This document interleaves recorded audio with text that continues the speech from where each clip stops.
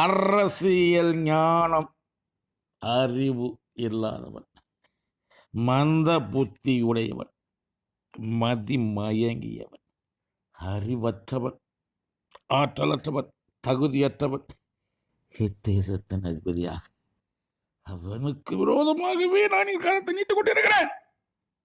வேதனை பருவால் தனையன் இல்லாமல், ஆட்சி அதிகாரம் இல்லாமல், அதையோடு சிறையிலே வேதனை கொள்வார். வாழ்நாள் முழுவதும் வேதனை கொள்வார்.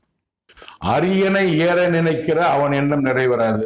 அதாவது முதலமைச்சர் பதவி அடைய நினைக்கிற உதயநிதி எண்ணம் நிறைவேறாது.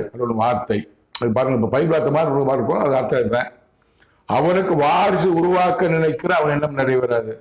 உதயநிதி தனது மகன் இன்ப நிதியை வாரிசாக உருவாக்க நினைக்கிற அந்த எண்ணம் அவருக்கு நிறைவேறாது. அவனுக்கு விரோதமாகவே நான் என் கரத்தை